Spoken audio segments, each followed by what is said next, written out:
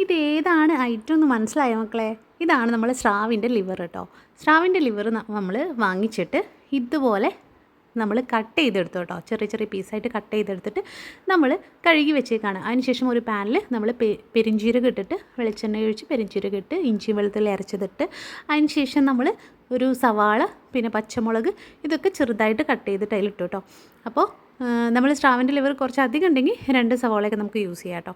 പിന്നെ കുറച്ച് ഉപ്പ് ഇട്ടിട്ട് നന്നായിട്ട് ഇത് വഴറ്റിയെടുത്തതിന് ശേഷം നമ്മൾ കഴുകി വെച്ച സ്രാവ് ഇതിലോട്ട് ഇട്ട് കൊടുത്തു കേട്ടോ.